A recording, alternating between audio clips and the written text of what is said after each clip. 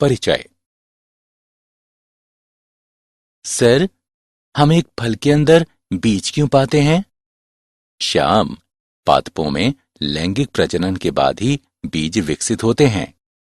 लैंगिक प्रजनन क्या होता है सर? दो युग्मकों के मिलने से एक नया जीव उत्पन्न होता है। इस प्रक्रिया को लैंगिक प्रजनन कहते हैं। सर, पादप का कौन सा भाग लैंगिक प्रजनन में हिस्सा लेता है? बेटा, पुष्प पादपों के लैंगिक अंग होते हैं, इसलिए ये लैंगिक प्रजनन में हिस्सा लेते हैं। ये सुंदर पुष्प फल और बीज के रूप में कैसे प्रजनन करते हैं? ठीक है, आओ हम पुष्पीय पादपों में लैंगिक प्रजनन के बारे में विस्तार से जानते हैं। उद्देश्य। इस पाठ के अंत में आप निम्न करने में सक्षम हो जाएंगे। एक पुष्प के हिस्सों की पहचान करना, पुंकेसर की संरचना और लघु बीजाणुधानी की प्रक्रिया को समझना, जायांग की संरचना और गुरु बीजाणुधानी यानी बीजांड की प्रक्रिया को समझना, परागण को समझना और परागण के विभिन्न कारकों की पहचान करना, निषेचन के प्रकारों को समझना, भ्रूणपोष, भ्रूण, बीज और फल के विकास को समझना। पुष्प के हिस्से। पुष्प अंगों की 3 प्रमुख श्रेणियां हैं। प्रजनन अंग मादा, प्रजनन अंग नर और गैर प्रजनन अंग। प्रजनन अंग मादा अंडप या स्त्री केसर, वर्तिकाग्र, वर्तिका, अंडाशय, बीजांड। प्रजनन अंग नर पुंकेसर, परागकोश, डंठल तंतु यानी फिलामेंट, पराग। गैर प्रजनन अंग पंखुड़ी यानी दलपुंज, रस यानी वाहिदल, टेपल्स। निषेचन पूर्व घटनाएं। पुष्पी पादपों में लैंगिक प्रजनन में निषेचन से पूर्व निम्न घटनाएं होती हैं। लघु बीजाणुधानी और परागकण का विकास, गुरु बीजाणुधानी एवं मादा युग्मकोद्भिद का विकास, पुंकेसर और परागकोश की संरचना। पुंकेसर की संरचना। पुंकेसर में लंबा एवं पतला डंठल तंतु यानी फिलामेंट तथा द्विपालिक संरचना परागकोश होती है। परागकोश की संरचना। द्विपालिक परागकोश 2 कोष्ठ होते हैं।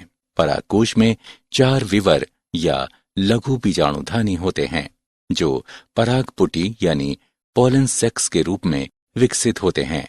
लघु बीजाणुधानी और परागकण का विकास। लघु बीजाणुधानी। परागकोश में प्रत्येक द्विगुणित मातृ कोशिका अर्धसूत्री विभाजन द्वारा 4 अगुणित लघु बीजाणु या लघु बीजाणु चतुष्क का निर्माण करती है। हर अगुणित लघु बीजाणु एक विस्तृत दीवार पर पनपते हैं और सूत्री विभाजन के द्वारा परागकण बनाते हैं। परागकण नर युग्मकोद्भिद का प्रतिनिधित्व करता है। इसमें 2 सतही भित्ति होती हैं, बाह्यचोल और अंतःचोल। बाह्यचोल में रंध्र होते हैं जिन्हें जनन छिद्र कहते हैं। परागकण के परिपक्व होने पर उसमें 2 कोशिकाएं, कायिक कोशिका और जनन कोशिका समाहित होती है। जायांग और बीजांड की संरचना। जायांग। जायांग स्त्री जनन अंग का प्रतिनिधित्व करता है। इसके 3 भाग होते हैं, वर्तिकाग्र, वर्तिका, अंडाशय। इसके अंदर एक गर्भाशयी कोहा यानी कोष्ठक होती है जिसमें एक अपरा यानी नाड स्थित होती है।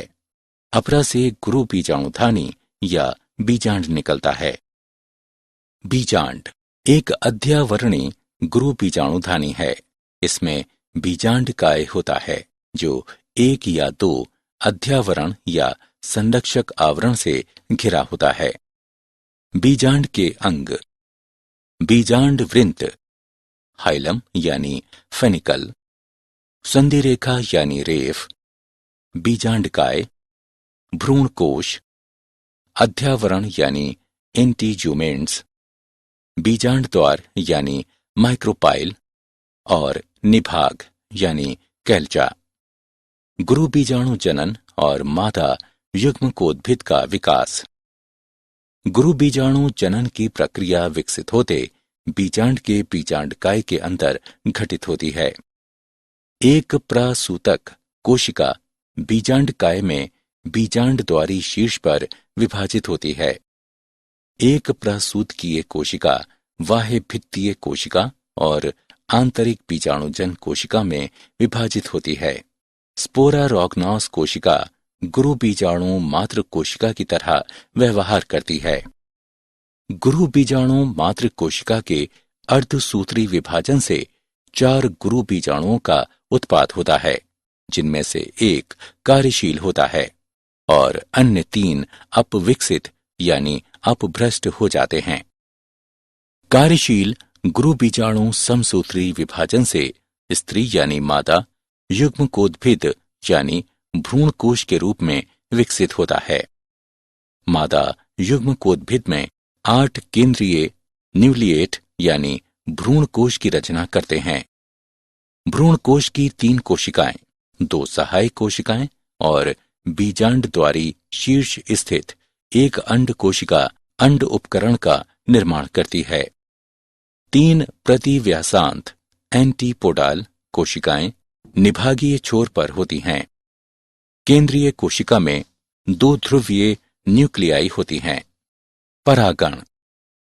परागकण के नर परागकोश से स्त्री केसर के वर्तिकाग्र तक स्थानांतरण या संचारण को परागण कहा जाता है।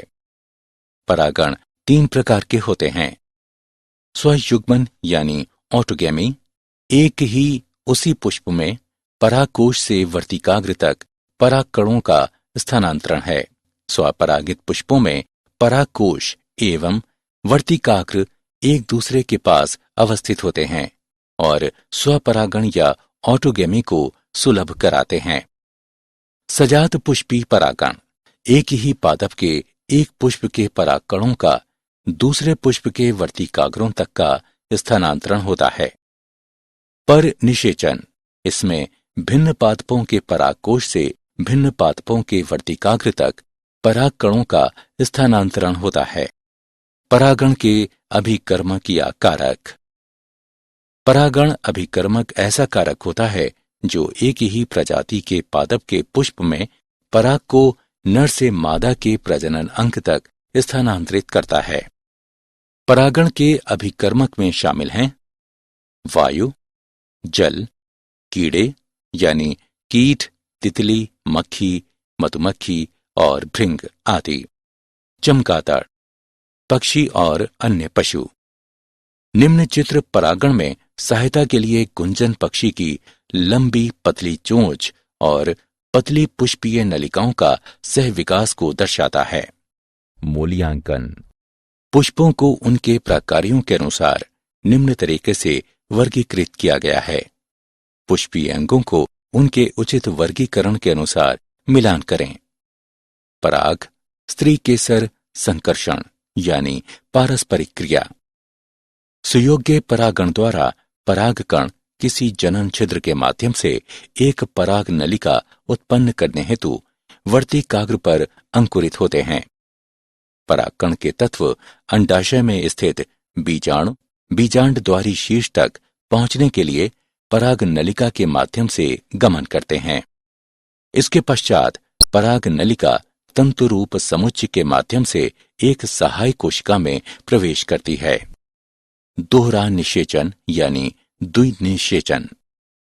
एक सहायक कोशिका में प्रवेश करने के पश्चात पराग नलिका द्वारा जीव द्रव्य में 2 नर युग्मक अवमुक्त किए जाते हैं। एक नर युग्मक अंड कोशिका की ओर गति करता है और केंद्रक के साथ संगलित होता है। इस तरह युग्मक संलयन पूर्ण होता है। अन्य नर युग्मक केंद्रीय कोशिका में स्थित 2 ध्रुवीय न्यूक्ली यानी केंद्रकी की ओर गति करते हैं और उनसे संगलित होकर त्रिगुणित बनाते हैं। इस तरह इसे त्रिसंलयन कहते हैं। निषेचन पश्च घटनाएं। निषेचन पश्च घटनाओं में शामिल है भ्रूण पोष का विकास, भ्रूण का विकास, बीजांड बीज के रूप में और अंडाशय फल के रूप में विकसित होना। भ्रूणपोष कोशिका बार बार विभाजित होती है तथा एक त्रिगुणित भ्रूणपोष ऊतक की रचना करती है। इन ऊतकों की कोशिकाएं संरक्षित खाद्य सामग्री से पूरित होती हैं और विकासशील भ्रूण की पोषकता के लिए उपयोग की जाती हैं। भ्रूण विकास, गोलाकार, हृदयाकार तथा परिपक्व भ्रूण के निर्माण के लिए युग्मनज प्राक भ्रूण का समसूत्री विभाजन होता है। भ्रूण की संरचना, एक भ्रूण में समाहित होते हैं एक भ्रूणीय अक्ष, दो बीजपत्र यानी डाइकोट में और एक एक बीजपत्र यानी मोनोकोट्स में। बीजपत्र के स्तर के ऊपर भ्रूणीय अक्ष की प्रोटीन यानी एपिकाटील बीज पत्रोपत्रिक होती है जो प्रांकुर या स्तंभ सिरे पर प्रायः समाप्त होती है। बीज पत्राधार में बीज पत्रों के स्तर से नीचे बेलनाकार प्रोटीन जो कि मूलांत सिरा या मूलज के शीर्षांत पर समाप्त होती है। बीज और फल का विकास, निषेचित बीजांड बीज बनता है। अध्यावरण बीज का आवरण बन जाता है जिसे बीजचोल कहते हैं। परिपक्व बीज दो प्रकार के हो सकते हैं, एल्बुमिनियस और गैर एल्बुमिनियस। फल एक परिपक्व अंडाशय होता है जिसके अंदर बीज होते हैं। अंडाशय की दीवार फल की दीवार यानी छिलके के रूप में पतल जाती है जिसे फल भित्ति कहते हैं।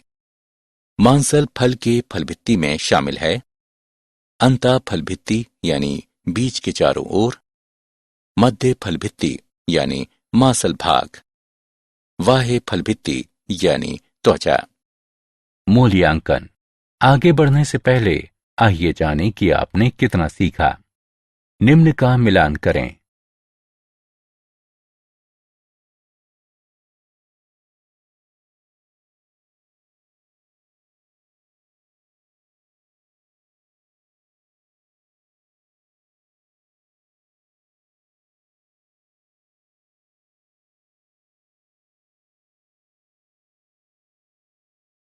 क्या आप जानते हैं परागकणों को शर्करिक विलयन, विलयन की सांद्रता 2% से 20% के बीच में डालकर पराग नलिका के उत्पादन को कृत्रिम तरीके से उत्प्रेरित किया जा सकता है।